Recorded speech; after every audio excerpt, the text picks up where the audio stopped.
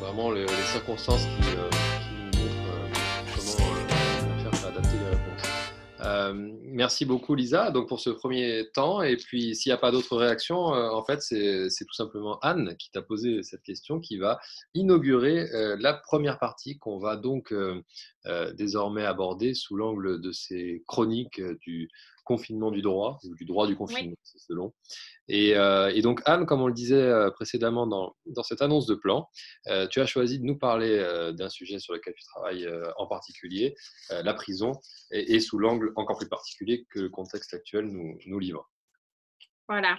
Je vais essayer de vous dire en quelques mots, voilà, faire un petit point sur cette actu prison et Covid-19 en quelques mots. Il y aurait beaucoup de choses à dire, mais je vais essayer d'aller à l'essentiel. Alors, je me jette dans le grand bain. C'est la première chronique de cette première émission. Bon, il y a eu Lisa un petit peu avant, mais bon, du coup, c'est un petit peu de pression sur mes épaules. Je vais essayer de lancer quelques pistes de réflexion. C'est pas quelque chose de très structuré. J'ai pas fait de plan en deux parties et deux sous-parties. J'espère que vous m'en serez, que vous serez indulgent à cet égard. J'avais envie de commencer par une réflexion en fait. Le fait de réfléchir à cette privation de liberté en temps de confinement, ça a quelque chose d'assez ironique parce qu'on réfléchit généralement à la privation de liberté, qu'elle soit pénitentiaire ou autre, toujours en rapport, en écho avec notre monde libre entre guillemets. Et là, dans un temps où on vit, on expérimente la limitation de la liberté, je ne dirais pas la privation de liberté parce que ce serait sans doute excessif, sans doute en décalage total avec les mesures drastiques privatives de liberté que peuvent vivre les personnes incarcérées. Mais je pense que ça fait penser, ça fait réfléchir à la privation de liberté d'une manière un peu différente et je trouvais que c'était quelque chose d'intéressant. La première idée qu'on pourrait avoir quand on pense à la situation des personnes qui sont incarcérées en ce moment avec cette épidémie, c'est que finalement, ça ne change pas grand-chose dans le sens où ils sont confinés par nature. C'est pour ça que je parlais d'être confinés à double tour, d'être doublement confinés, d'être confinés dans le confinement. Il y a cette idée que de toute façon, l'enfermement était là avant, il précède, il s'ajoute à cette réalité. Mais en fait, la situation, elle est très différente en fonction des établissements pénitentiaires qu'on va envisager. Et là où, il faut savoir que les consignes qui ont été données de distanciation sociale, de mesures d'hygiène à respecter et d'éviter les contacts, etc., c'est des consignes qui ont été données de manière générale à l'ensemble de la population et que c'est des consignes qui se diffusent au sein des établissements pénitentiaires. Alors, il y a deux réalités pénitentiaires qui méritent d'être distinguées. Celle des établissements dans lesquels, c'est généralement des établissements pour peine, celles dans lesquelles, eh bien, l'encellulement individuel est respecté, où on peut on peut respecter ces consignes, à la fois d'hygiène, de distanciation sociale, où les choses se passent relativement bien. On a même, bien entre le mieux possible, mais où on a même les détenus qui travaillent se sont mis à faire des masques, il y a eu des mobilisations de ce type-là avec une considération de la problématique de santé publique, etc. Et puis, il y a les établissements dans lesquels les détenus se sont retrouvés face à une réalité quotidienne qui faisait qu'ils étaient dans une incapacité totale de respecter les mesures qu'on leur imposait, qui semblaient venir de l'extérieur. Et cette impossibilité totale, elle est liée à des états de surpopulation et de promiscuité terribles dans beaucoup de maisons d'arrêt qui font qu'il est simplement impossible pour eux de respecter ces consignes, ce qui crée un sentiment d'angoisse et de vulnérabilité de ces populations incarcérées qui se sentent complètement délaissées. Donc, on est dans le contexte carcéral actuel. C'est celui qui est décrit dans un arrêt qui a été rendu par la Cour européenne des droits de l'homme. On pourra mettre aussi la petite référence en haut ou en bas, mais un arrêt qui a été rendu en janvier sur un arrêt pilote sur la surpopulation des établissements pénitentiaires en France, qui décrit une situation complètement dramatique dans beaucoup de maisons d'arrêt, avec une promiscuité et beaucoup d'établissements dans lesquels on a 3 détenus, voire 4, qui coexistent dans des cellules de moins de 10 mètres carrés.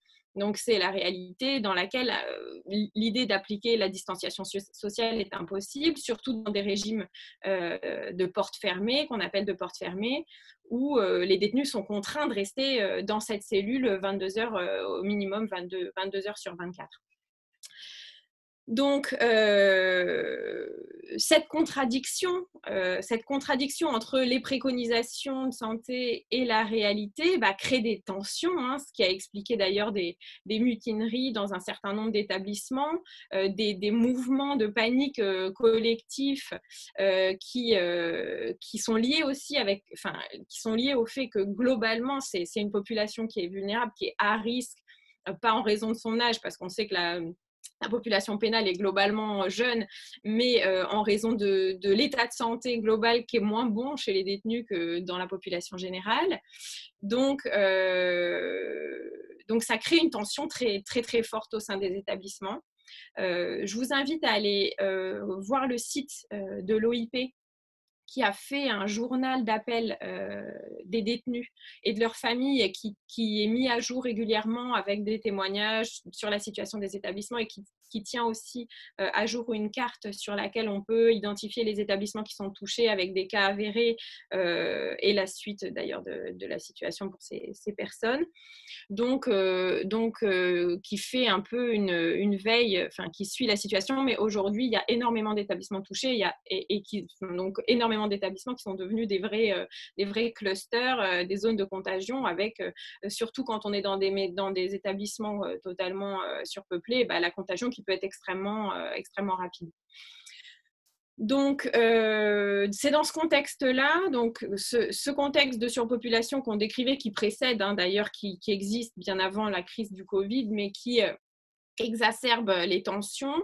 C'est dans ce contexte-là que l'ordonnance, la salve de texte du 25 mars dont tu parlais tout à l'heure, est intervenue pour annoncer certaines mesures qui seraient prises pour réduire la surpopulation dans les établissements pénitentiaires, avec notamment la libération anticipée des personnes condamnées à des peines de moins de 5 ans et pour lesquelles il resterait seulement 2 mois à purger.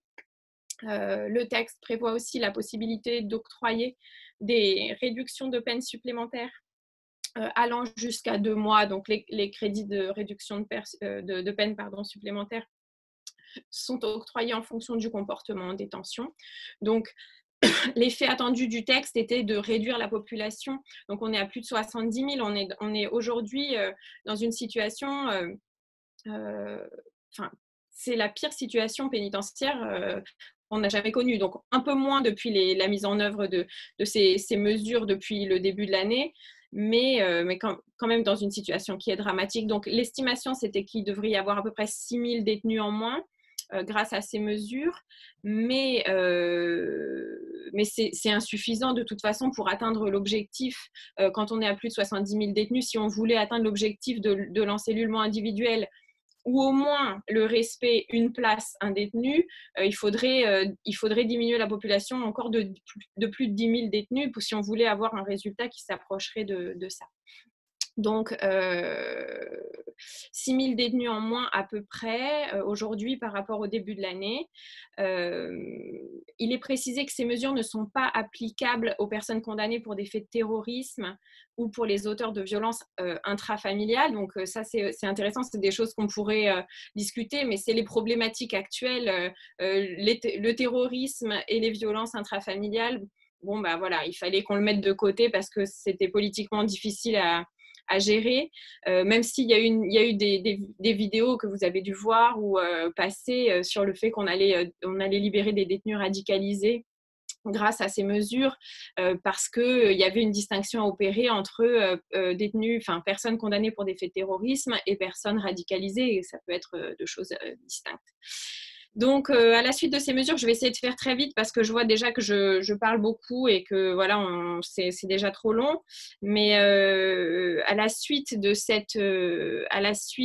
mesures, il y a eu un référé liberté qui a été déposé par l'OIP, les associations, la 3D de défense des détenus, le syndicat de la magistrature, le syndicat des avocats de France, qui ont fait une demande de référé-liberté, considérant que ces mesures étaient largement insuffisantes, qu'il fallait aller plus loin dans la distribution de produits d'hygiène, de masques pour les détenus, de gel hydroalcoolique, etc.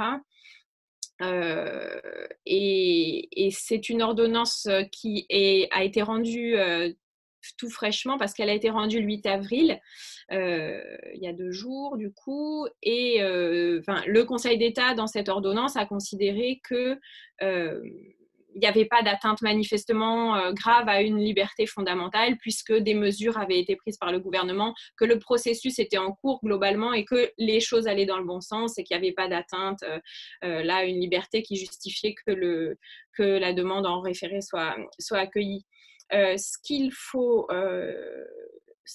dire et qui est intéressant, c'est que le jour de l'audiencement de ce référé liberté, c'était le 3 avril que le référé était audiencé. Le même jour, on avait une décision du Conseil d'État sur l'ordonnance du 25 mars qui considérait qu'il n'y avait pas de problème à prolonger les mesures de détention provisoire sans passage devant le juge. Vous avez dû voir passer ça aussi. Mais donc, cet allongement des délais de détention provisoire de 2 ou 3 mois en matière délictuelle et jusqu'à 6 mois en matière criminelle, on sait que ça, c'est quelque chose qui va faire exploser le nombre de détenus, parce qu'en fait, c'est sur des temps très courts. Ce qui fabrique la surpopulation, c'est la détention provisoire et l'allongement des durées de détention provisoire, et c'est les courtes peines. Donc, si on allonge, et on sait qu'on a 30% de détenus qui sont en détention provisoire, et les maisons d'arrêt surpeuplées sont pleines de personnes en détention provisoire. Donc l'allongement des délais de détention provisoire, sans le juge, on pourrait aussi en discuter en tant que tel, mais même ne serait-ce que ça, l'allongement des délais de détention provisoire va avoir un effet mécanique d'augmentation de la population pénale.